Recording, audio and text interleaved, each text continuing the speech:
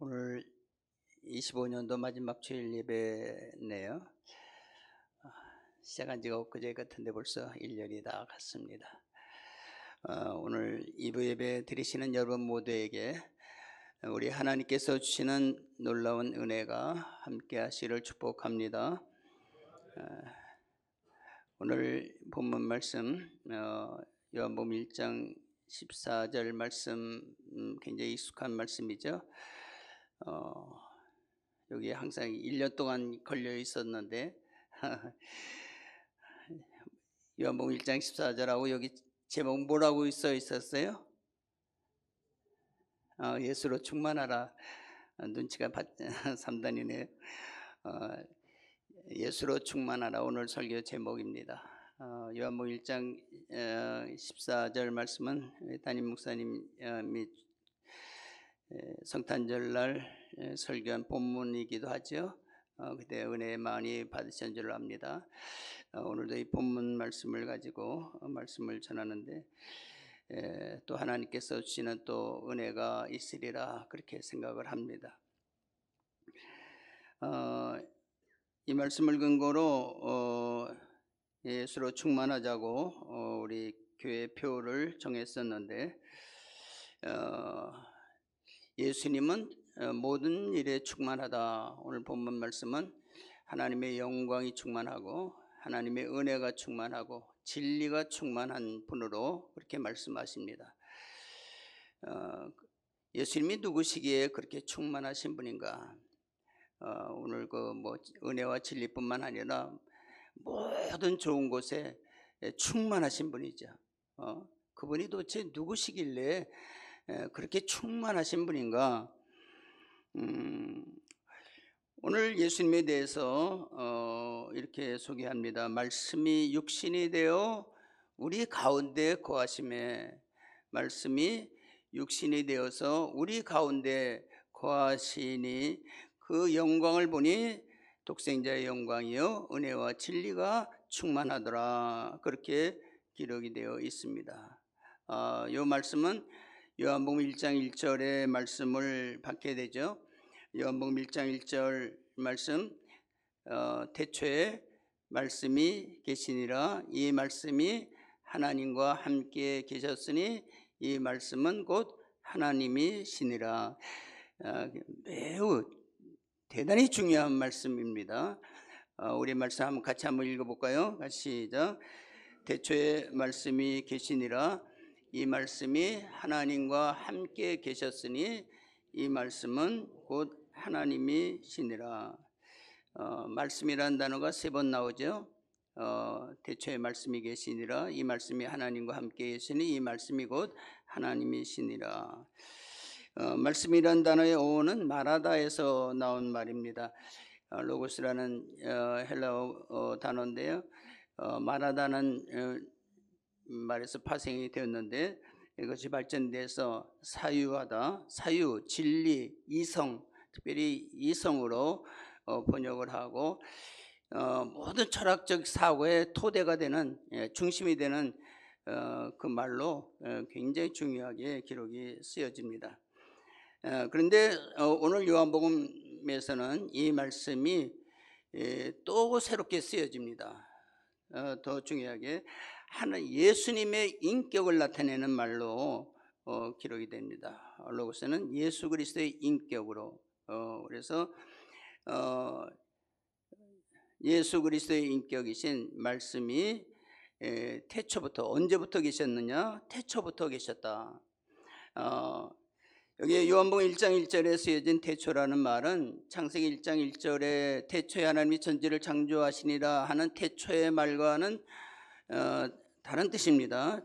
우리나라 말로는 다 태초로 되지만은 창세기 1장 1절에서는 시간적인 개념으로 태초를 쓰여졌고 요한복음 1장 1절에 이 태초라는 말은 아르케라는 헬라어 단어인데 근원이라는 뜻을 가지고 있습니다.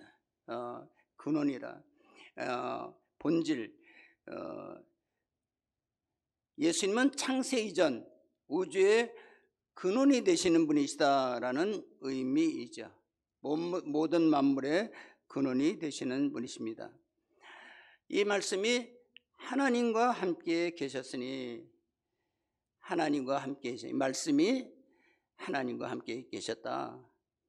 예수 그리스도께서 하나님과 함께 계셨다. 함께라는 말을 들을 때는 우리는 쉽게 공간적인 개념으로 이해하려고 합니다. 왜냐하면 함께라는 말은 우리가 항상 공간적인 개념에서 쓰잖아요. 이렇게 저와 여러분들이 우리 소아강교회 함께 지금 예배를 드리는데 함께라는 말씀 벌써 공간적인 개념으로 딱 벌써 머리에 떠올립니다. 그런데 여기서 나오는 함께라는 것은 그런 공간적인 개념이 아닙니다.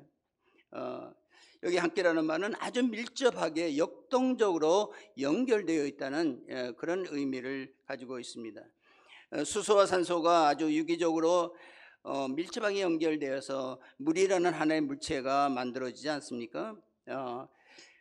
그렇게 그 밀접하게 연결되어 역동적으로 함께 있는 그런 단어를 표시하는데, 우리가 참 신비스러운 그 하나님, 삼위일체 하나님을 인간적인 언어로 표현하는 것은 사실 불가능합니다. 왜냐하면 우리는 시간과 공간 안에 있는 존재이기 때문에 하나님이라는 존재를 우리가 삼위일체 하나님을 어떻게 그걸 우리 말로 표현할 수가 있겠는가?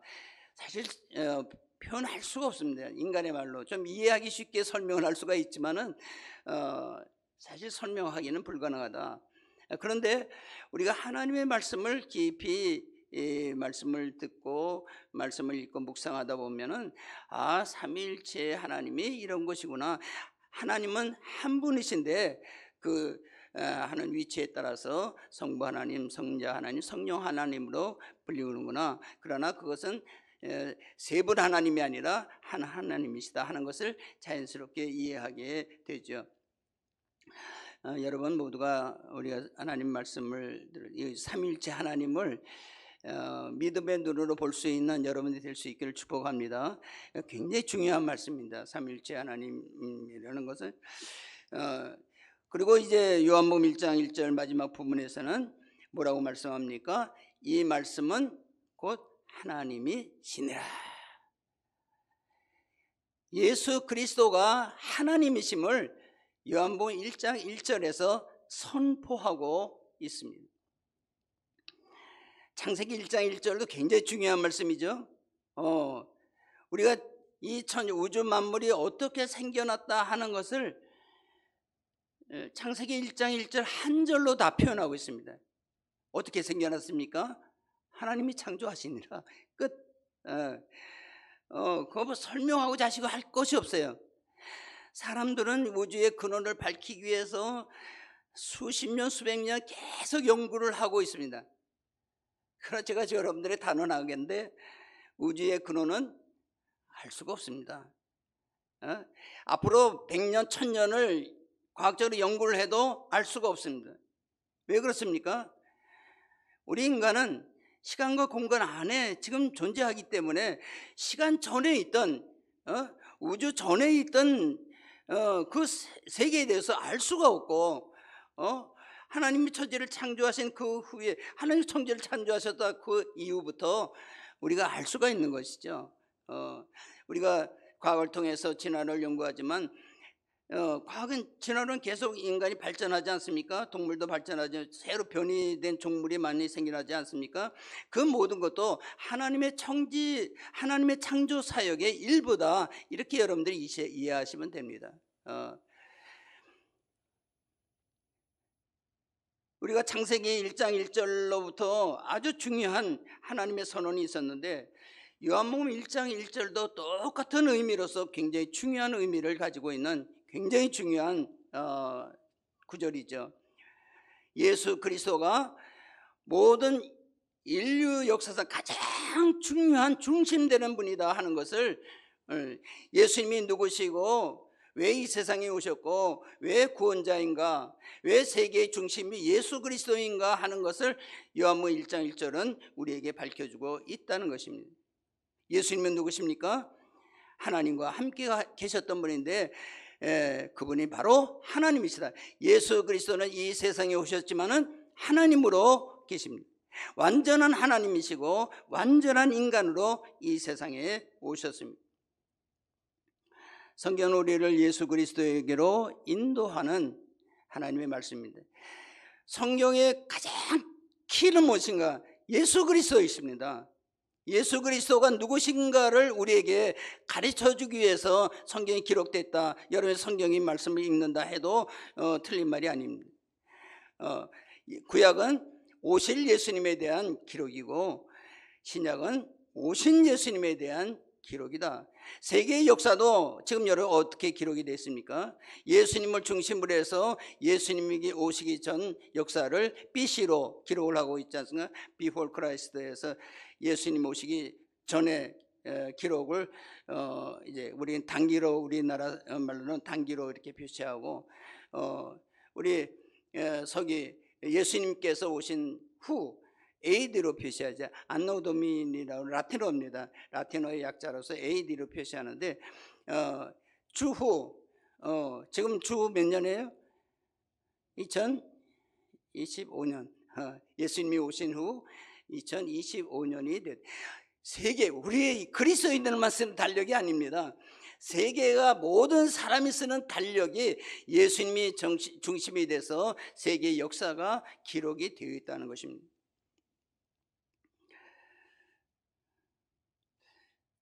이렇게 창세기 1장 1절과 요한복음 1장 1절 매우 중요한 그런 장인데 이 한 절이 사실 우리의 신앙을 좌우한다. 그 사람의 신앙이 어떤가 하는 것을 좌우한다 해도 과언이 아닙니다. 이 1장 1절을 우리의 마음의 믿음으로 받으면은 믿음이 있는 사람이고 받지 못하면은 아직까지 믿음이 없다 이렇게 볼 수가 있습니다.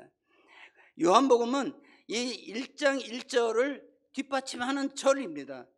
예수 그리스도가 하나님이심을 변증하는 책이라고 제가 말씀드렸잖아요. 모든 것이 그렇게 기록이 되어 있어요. 요한복음에는 7개의 표적이 나오는데 그 7개의 표적, 예수님이 뭐 기적 행하신 것이 얼마나 많습니까? 수백, 수천, 수만이 되지 않았습니까? 모든 사람 다 치료해 주시고 오는 사람마다 다 치료해 주시고 다 기적이 아니겠어요? 그런데 요한복음에 7가지의 기적을 특별히 기록이 됐는데 예수 그리스도가 하나님이심을 증거하는 그런 표적들입니다. 물 변화에 포도주를 만든다니 창조의 사역이 아니겠어요? 오병이어의 기적, 그 창조의 사역 아닙니까? 나사로가 죽은 지 나흘이 됐는데 그 나사로를 살린 거, 부활이요 생명이신 예수 그리스도를 표현하지 않습니까? 그리고 예수님 자신이 요한복음 10장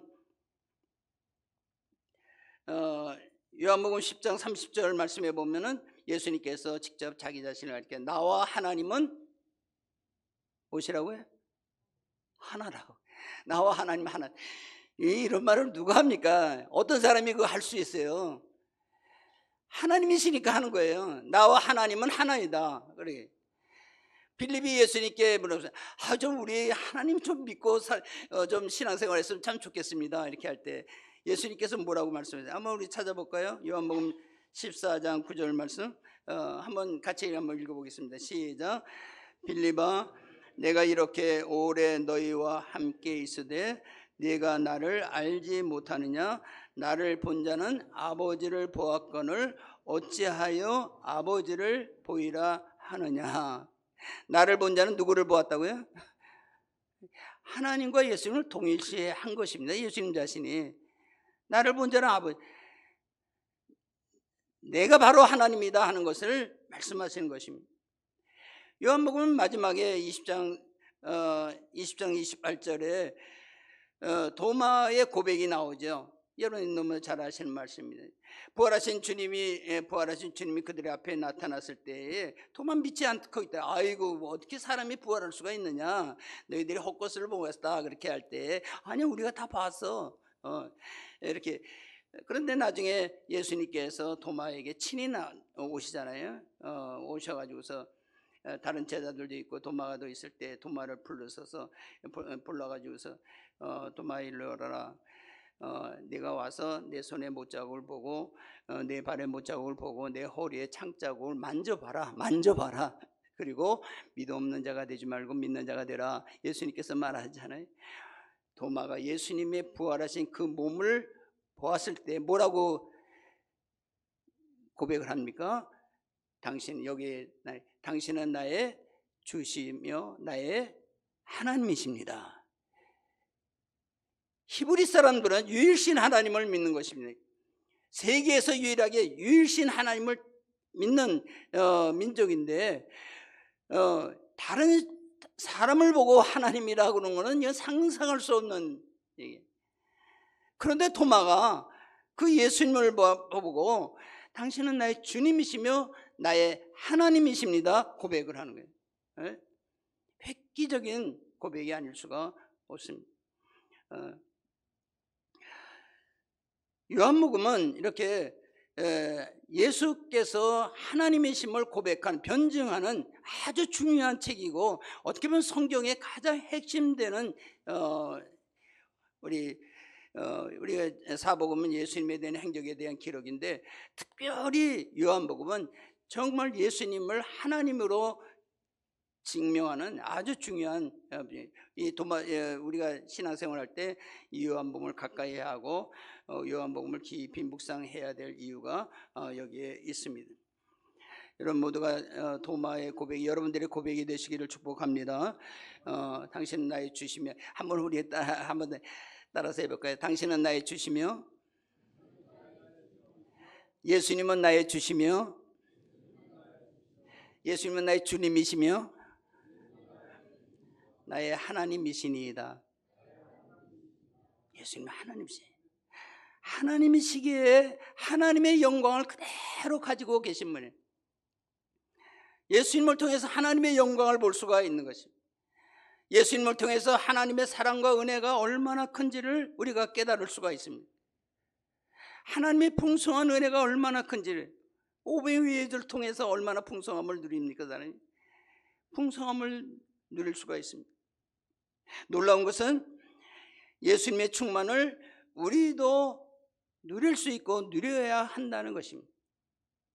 예수님만 충만하신 것이 아닙니다. 예수님을 믿고 살아가는 우리도 충만할 수. 왜? 우리는 예수님으로 말미암아 하나님의 자녀가 되었고 예수님의 제자가 되었습니다. 예수님은 우리를 하나로 생각합니다. 친구로 생각합니다. 예수님의 모든 것을 우리가 누리기를 원하는 것입니다. 바울은 우리에게 예수로 충만케 되는 비결을 우리에게 말씀해 주고 있습니다. 바울이 율법 아래에서 자신의 삶이 주인이 되어서 자기가 모든 삶의 모든 주인이 되어서 행할 때는 바울은 그렇게 행복하지 못했습니다. 사회적으로는 바울은 상당히 중요한 인물이죠. 부귀영화를 누리고 사회적으로는 지도자로서의 남부럽지 않은 삶을 누리고 있는 사람입니다. 그런데 영적으로는 그는 행복하지를 못했어요. 로마서 7장 24절에 이렇게 고백합니다. 오라 나는 공고한 사람이로다. 누가 나를 이 사망의 몸에서 구해줄 것인가? 곤고한 사람, 피곤한 사람, 눌려있는 삶을 산다고 그렇게 말해요. 죄에 눌리고 율법에 눌려서 살아가는 사람입니다. 이 사망의 몸에서 누가 나를 건져줄 건가요? 기쁨과 감사가 대신에 오히려 힘들어하는 바울의 모습을 볼 수가 있습니다. 그러나 예수님을 만나 주님의 십자가의 놀라운 은혜를 깨닫게 될 때에 나 중심에 자아가 죽고 그리스도가 나의 삶의 중심이 될 때 바울은 새로운 삶을 살게 됩니다. 기쁨과 감사와 은혜가 충만한 삶을 드린 예수님을 믿고 나서 바울은 세상적으로는 어떻게 보면 망한 사람이 되었어요.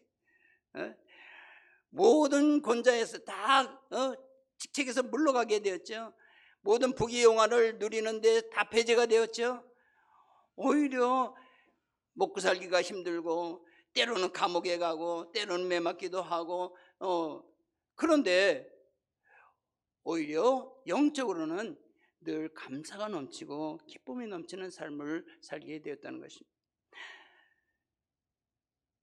바울은 이 말씀 속에서 변화를 발견합니다. 갈라디아서 2장 20절, 여러분 잘 아는 말씀인데 같이 한번 읽어보겠습니다. 시작.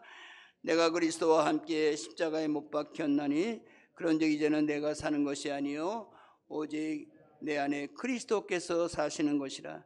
이제 내가 육체 가운데 사는 것은 나를 사랑하사 나를 위하여 자기 자신을 버리신 하나님의 아들을 믿는 믿음 안에서 사는 것이다. 내가 십자가에 못 박혔나니 나의 모든 정욕과 나의 교만과 모든 것은 십자가에 못 박고 내 안에 나는 죽고 내 안에 그리스도께서 사는 것이다. 그리스도가 사. 내가 사는 것은 하나님의 아들을 믿는 믿음 안에서 사는 것이다. 바울은 교만했던 자를 버렸습니다. 자아 중심의 삶을 버렸습니다. 과거에는 자기가 중심이 되어서 자기가 잘난 줄 알고 자기가 행동이 올바른 줄 알고 다른 사람 조금만 잘못하면 정죄하고 하나님의 아들까지도 정죄하고 하나님의 제자들을 예수님의 제자들을 감옥에 보내는 일을 하지 않았습니까? 교만한 게 짝이 없던 사람이었어요. 그런데 예수 그리스도를 만나 자기가 얼마나 큰 죄인임을 깨닫게 되고 자기 자신을 깨닫게 되고 자기 자신을 예수 그리스도의 십자가의 은혜로 내가 다시 한번 새롭게 태어났다는 것을 깨닫게 될 때 하나님의 은혜를 감사하는 삶을 살게 됩니다. 기쁨의 삶을 살았습니다. 이제는 마음에 예수 그리스도 안에서 정죄함이 없다는 것을 깨닫게 될 때 그때는 율법을 지킨다고 애를 써도 항상 율법 아래에 매여 있었는데 이제는 예수 그리스도를 만나니까 죄로부터 해방이 되고 율법으로부터 해방이 되고 자유함을 누리게 되고 그렇게 될 때 언제나 마음의 평화를 누리고 살게 된 것입니다. 바울은 이제 자기가 받은 그 은혜를 성도들도 알기를 원했습니다. 예수 안에 있으라. 예수 그리스도 안에는 충만함이 있다. 에베소 3장 17절부터 19절을 한번 찾아보겠습니다. 아까 일부 예배 때 빌립보서라고 하고서 잘못했는데 우리 같이 에베소 3장 같이 한번 읽어보겠습니다. 시작. 믿음으로 말미암아 그리스도께서 너희 마음에 계시게 하셨고 너희가 사랑 가운데 뿌리가 박히고 토가 굳어져서 능히 모든 성도와 함께 지식에 넘치는 그리스도의 사랑을 알고 그 너비와 길이와 높이와 깊이가 어떠함을 깨달아 하나님의 모든 충만하신 것으로 너희에게 충만하시기를 구하노라. 충만해 보니까 그리스도 안에 충만함을 누려보니까 얼마나 예수 그리스도 안에 있는 것이 행복하고 기쁨이 넘치는 자유함을 깨닫게 되잖아요. 성도들에게도 예배소 성도들에게도 빌립보 성도들에게도 모든 성도들에게도 말하는 거예요.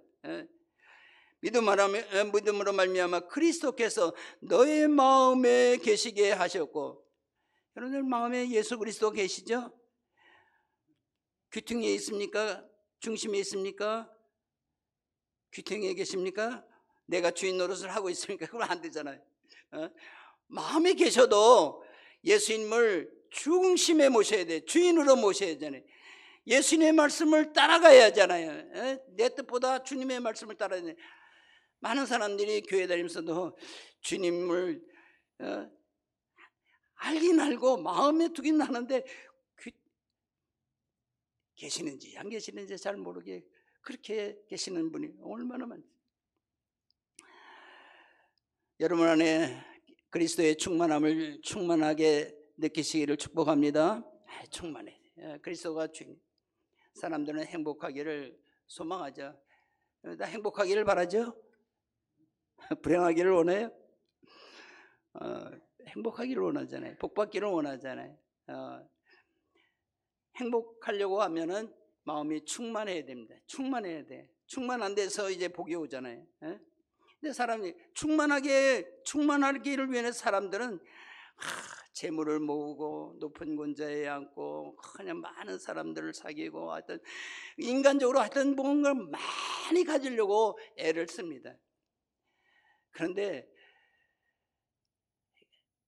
그것 갖고서는, 세상의 것 갖고서는 인간의 행복을 누리지 못해. 아무리 많은 것을 가져도. 요새 인기 가수 연예인들을 보면은 참 돈이 저렇게 어떻게 저렇게 굴러갈까 그런 생각이 들 때가 많이 있어요. 우리 100만 원, 200만 원 벌기 힘들잖아요, 그죠? 쉬워요? 어려워요. 그런데 그분들을 보면은 몇 천만 원 매독, 한번 광고 나가면 매독, 수십억 그냥 들어오더라고요. 얼마 전에 젊은 여자, 내가 보니까 20대 같아. 내가 볼 때 아무리 해도 20대. 근데 큰 저택을 샀다고 그래. 우리가 말하는 저택은 뭐 한 32평 정도 될 텐데, 아이고 거기 말하니 수백 평이 되더라고요. 내가 볼 때는 뭐 몇 층짜리, 연예인들 보니 사는 거 보면 보통 3, 4층 뭐 그냥 사는데, 그냥 보통 집이 아니라 거실이 그냥 으리으리하고 골프를 쳐도 되겠더라고요. 거실이 아주 웅장하고, 거기 오면 뭐 없는 것이 없어요. 영화관도 있어요. 체력 단련실도 있어요. 완전 방음된 음향실이 있어서 거기서 음악 연습도 하고, 갖가지 모든 게 다 기구가 있어요. 그리고 옷장, 신발장, 또 백장 다 명품이에요. 백 하나에 우리는 뭐 한 뭐 몇천 원, 몇만 원, 무슨 그런 게 있나요? 뭐 근데 백도 이게 만만치 않더라고요. 어디 뭐 몇백만 원짜리도 있고, 몇천만 원짜리도 있고 그래요. 근데 그런 백들이 이렇게 쫙 진열돼 있어요. 야, 참. 수영장까지도 있는 집도 있어요. 옥상에 가면 정원도 아주 아름답게. 야, 저런 집에 살면 참 좋겠다. 그런데 그렇게 아주 큰 집을 사서 이렇게 꾸며놨는데 보니까 몇 사람이 사나요? 몇 사람이 살아요? 혼자 살더라고요, 그 집에. 혼자 그런 집이 필요할까요? 나는 그것을 보면서, 야, 참 저 사람 굉장히 외롭겠다. 아니, 큰 집에 살아가는 거 좋은 것도 한두 번이지. 그 집에 살면 뭐 며칠이나 좋겠어요.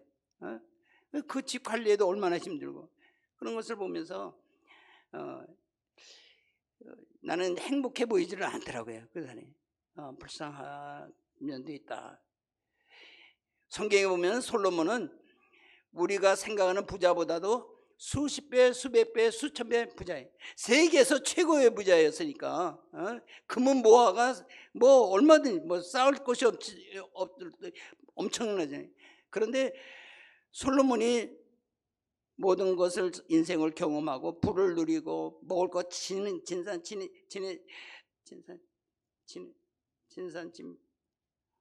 하여튼 그런 거. 갑자기 이렇게 정신도 없네. 다 먹어보고 다 그랬는데 나중에 결론이 뭡니까? 결론이 헛되니 모든 것이 헛되도다. 그게 전도서 결론입니다. 인생의 결론입니다. 부귀영화를 누려봐도 그렇다는 게, 그렇다고 돈이 필요 없다는 거 아닙니다. 필요한 것. 근데 다 필요한 건 누가 주셔야? 하나님이 주시는 거예요. 하나님의 것입니다. 하나님의 은혜 살면은 필요한 일용할 양식을 하나님께서 주세요. 그게 감사한 거예요. 필요한 일용할 양식이 있으면 됐지. 뭐 부유하게 몇백억 있어서 그거 뭐하네. 그거 부질없는 것이. 너무 그런 거 추구하지 마세요. 하나님께 주신 은혜가 감사하다. 중요한 것은 이 세상의 것으로 채워진다고 해서 우리의 영혼이 채워진 것이 아니라 하나님의 은혜로 우리의 마음이 채워져야, 우리의 영혼이 채워져야, 예수 그리스도로 충만할 때에 우리가 진짜 행복을 누릴 수가 있다는 것입니다. 예수님으로 충만하시기를 축복합니다. 충만해. 우리 올해도, 우리 2025년도에도 우리 하나님께서 우리에게 필요한 거 다 주셨어요. 은혜를 주셨어요. 행복하게 살았어요. 그잖아요. 올해도 살아온 거 하나님의 은혜입니다. 이제 내년도에도 우리가 26년 생각할 때 너무 걱정하지 마세요. 정치 너무 걱정하지 마세요. 예? 정치 경제 너무 걱정하지 마세요. 예, 왜? 이 세상을 주관하시는 분은 하나님이시기 때문에 그래. 우리가 이 세상을 역사를 주관하시고 세계를 주관하시는 분은 바로 하나님이십니다. 우리 하나님만 바라보고 살면 돼요. 예수님을 따라서, 예수님께서 주신 은총을 따라서 살면은 우리는 이 세상에서 복된 삶을 누릴 수가 있고 충만한 삶을 누릴 수가 있습니다. 26년도도 그런 삶을 살기를 축복합니다. 기도하겠습니다.